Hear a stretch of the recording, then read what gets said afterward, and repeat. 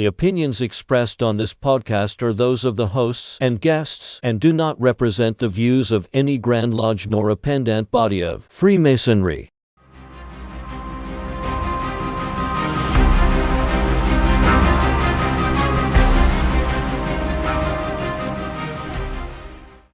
Welcome back to Masonic Shelf Shorts, your monthly dose of Masonic education. My name is Brad Kohanke. And my name is Chris Williams. Tonight we've got a special guest. He is Brad Billings, past Grand Master of the Grand Lodge of Texas, Grand Secretary of the Most Worshipful Grand Lodge of Texas. Sit back, relax, and enjoy. So I want to talk tonight about a few things that I'm passionate about, but it really kind of all revolves around the office of the Worshipful Master of a constituent lodge. And so I just want to give you, these are all my opinions. This isn't how it should be done. It's just kind of my thoughts on the subject. And the first thing I want to say is if you're watching this and you're coming up through the line, maybe you're not a Worshipful Master yet, really and truthfully, the number one thing that you can do is prepare. I have always said, especially within the context of the Masonic fraternity, if you show up and you are active, it is simply when, it is not if, it is when you will be Worshipful Master of your lodge. And so you really have to prepare for that position as soon as you can. As soon as you can start preparing. If you are an officer in your lodge, you've got to be prepared for this. We have people that pass away. We have people that have jobs that don't work out. We have people that move. You have always got to be preparing for that next position. You've got to be overly prepared for where you're at, and then you have to be so prepared for that you can then start planning for the next position above you because you move up. And I have a lot of young guys coming up through the chairs or as master say, hey, how do I advance to the next level? How do I get on that committee? How do I become a district deputy? How do I become a Grand Lodge officer? And these are all great questions, but the single number one best thing you can do, my opinion, is really kill it as Worshipful Master in your lodge. You do a great job at your lodge. You put your lodge on the map, as I've seen so many new Master Masons come up, not new Master Masons, new Worshipful Masters come up and do. They put their lodge on the map.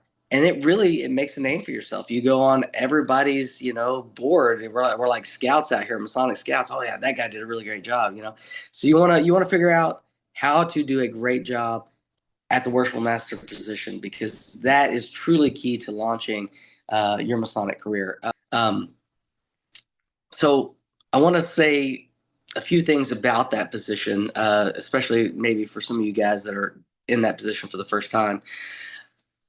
The Worshipful Master position is usually thought of as a position of power. You got the hat, you got the gavel, you control the lodge. And if you read our law book, you really have almost total authority in your lodge, more than any president of any club or local chapter of this, that, or the other. You have really kind of unwielding power. However, it can be checked by the Grand West or the Grand Master.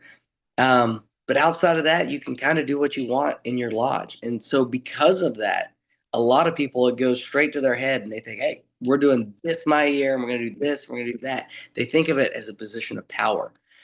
I have found over time and through my time in the East that it's more a position of balance. Because the one thing that you have to keep in mind the entire time that you're in that chair is that at some point, and Grandview tells us that most people is 1 year. 1 year. Some people do 2. Very, very few people have done 3 in a row.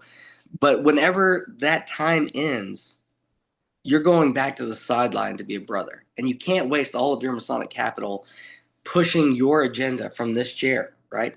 I've seen a lot of people do it. They come in very heavy-handedly.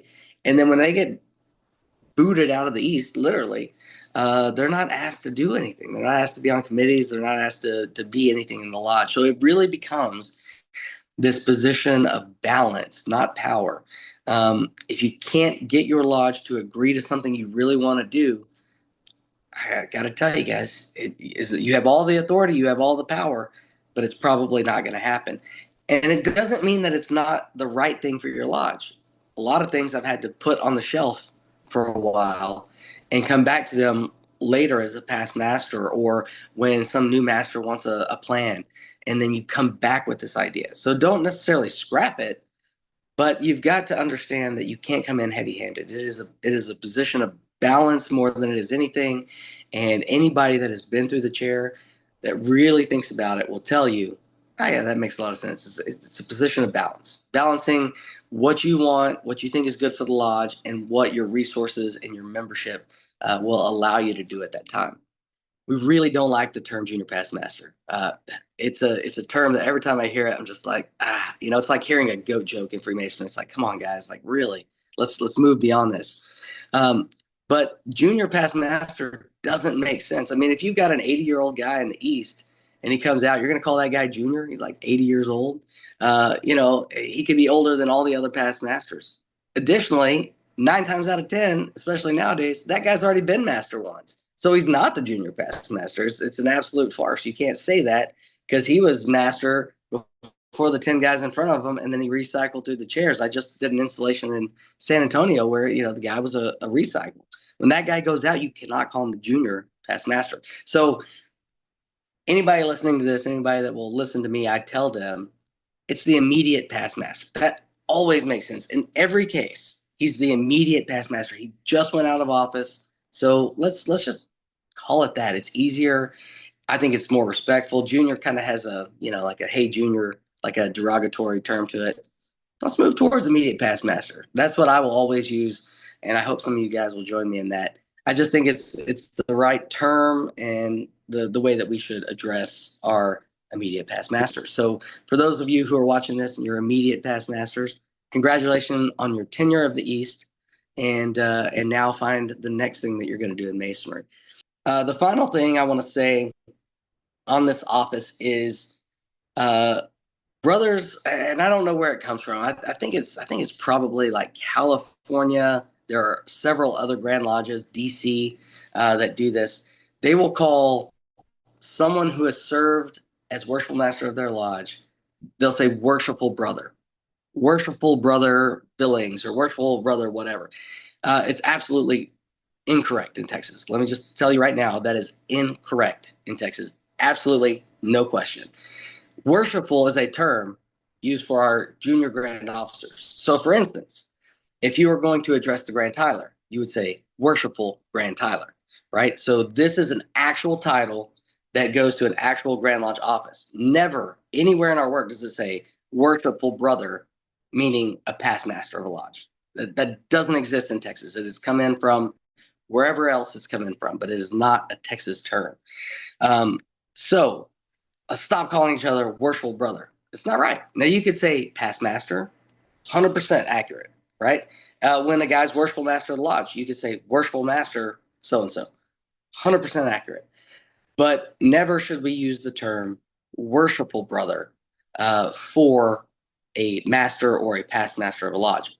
It simply is incorrect because that term belongs to the junior officers of the Grand Lodge of Texas. So just a few things that a past Grand Master wants to ramble about regarding the office of Worshipful Master.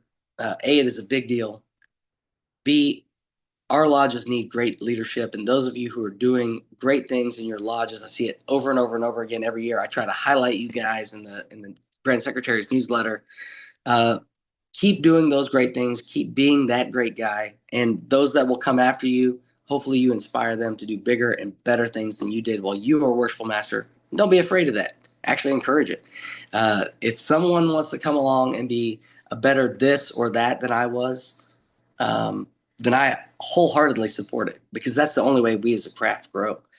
So promote those guys behind you, focus on the job at hand, and do a great job. But remember always that you are just a steward of the chair. And it is just a short amount of tenure in the East before you're on the sidelines with the rest of us, again, serving our great craft as we love.